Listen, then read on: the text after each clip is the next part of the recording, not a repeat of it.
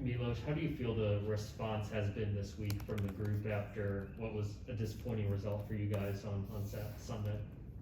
Yeah, I think the response has been quite good. I think we're all well aware of obviously how big this game is for, in general, like for the fans and for the city, how big this game is on Saturday. But the response from the game against Atlanta has been quite good. I think it hasn't had a negative impact on us. Obviously, we would have loved to win the game, and I mean, I can count 6-7 games where we should have won or should have gotten a better result out of games, but we haven't, and it's just been the case this year.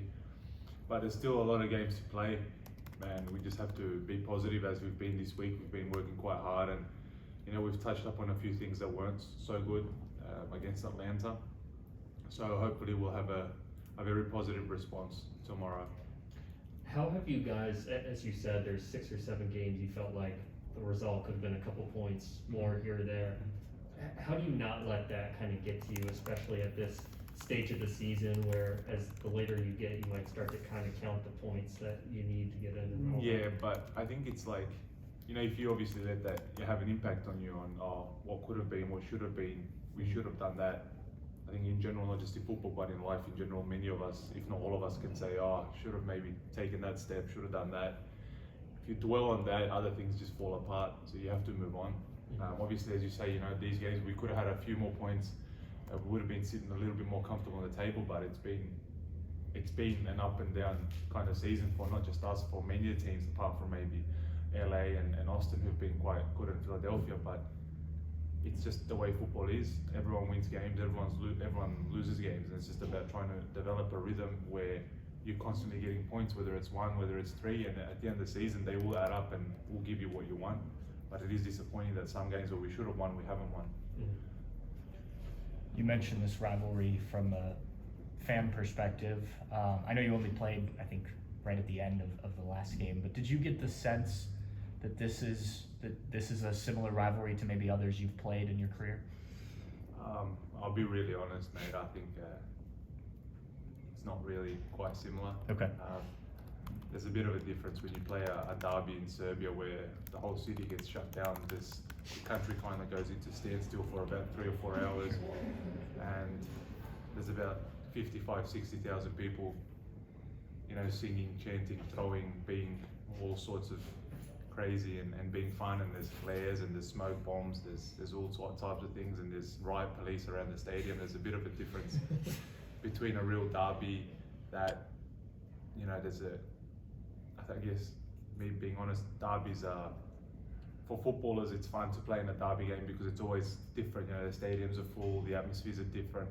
But in Europe, where I played the derbies in Serbia, for example, it's more of hate, like one hates the other, and it's life or death. In those games, you don't want to lose, because if you lose those games, you don't walk outside for about 2 or 3 weeks, and it's not fun. Being on the receiving end of losing derbies, and I've also won derbies where then you kind of have free meals for about a week everywhere you go. So it's,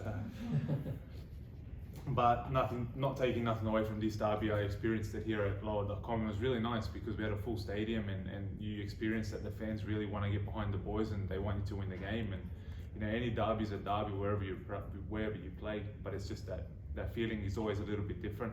But I am looking forward to the one tomorrow, and I think it's going to be a big game. And the other thing is, I think we're a point apart.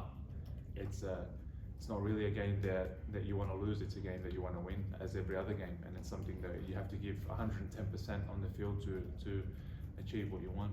That's what I was going to follow up with. Does the fact that you guys are so close in the table, because that hasn't been the case in the past between these two teams, except for this last game, does that almost take the rivalry, the derby part out of it, and just make it a game you have to win because of where you guys sit? Of course, I think we can say, we have 1 game less than them, and if we win that one, we go 4 points clear. But it's more or less, you want to win every game, and the one tomorrow is, if you win tomorrow, you give yourself a little bit of a breather, but not a big one, because teams underneath them could win games, and it's again just a 1-point game. But it's just about stamping your authority. The boys had a really good game against them here, won the game, and we want to take all that into the next game and win against them tomorrow, and just kind of have that little bit of a gap. And they are a really good team, not to take nothing away from them. They've had a few players come in and they are a very, very solid team, and they deserve to be where they are. Thanks for the time, Milos. Appreciate No worries, it. mate. Will potentially going into his first professional top league start. Do you have any advice for him around the training pitch? Do you give him any pointers, or he comes into the match and does really well over the weekend, or is it a situation where he's a pro and you don't have to say anything to him? No, I think he's a pro. Obviously, doesn't matter whether you're a pro or an amateur, or just whether you're 19 or you're 30 and it's your first game. And I think Will's got someone to look up to in his brother, who's going to play Champions League football with Rangers this year. And if he's going to take advice from anyone, it should be. I mean, with no disrespect to any one of us, he has his brother to take care of him. But being around us, I think he's in the right hands. All of us really like him as a person, as a footballer. We think he's a really hard-working kid. He's got a good future ahead of him, and it's about your first game tomorrow, your first start, obviously in a derby game. I think it's more or less just about soaking in the atmosphere the first few minutes, but not letting that overwhelm you and then kind of drain you, and just about enjoying the game, because it's a football game. It's not a gladiators battle and the last man standing. It's a game. After 95 minutes, you're going to go home to your family. You're going to be happy, and it's just about enjoying those 90-95 minutes and trying to do the best for us to get the result. And also, Acosta, who didn't play last match, a lot of the narrative was surrounding, okay, well, he didn't play. It's going to be a different situation. For you in defense, what do you see from watching tape on Acosta that changes how the crew have to kind of adjust? I think he's one of the best players in the league. I think he's a very, very talented player. Unbelievable technique, good vision, good passing, and I'm not sure, but I think he's been around for a couple of years, and he's been always a candidate for the MVP, and he's been around that. So I think he's a very good player. But football's not an individual game; it's not tennis. So it's 11 players against 11 players plus the 4 or 5 that come in. So it's about obviously trying to take away his best bits and trying to implement our game plan tomorrow. But I obviously you can always say, oh, I don't think he's gonna impact the game as much. But in the end, I think obviously they missed him when we played him here. But I think he's gonna want to show obviously that we beat them because he wasn't playing and all that, and that could always take away a little bit of the game away from them, because he might put a bit of pressure on himself. But he's a good player, and I take my hat off to him, and I think he's one of the better players in the league. Another guy that's had a good season is Brandon Vasquez. What have you made of maybe why he's been so successful this year?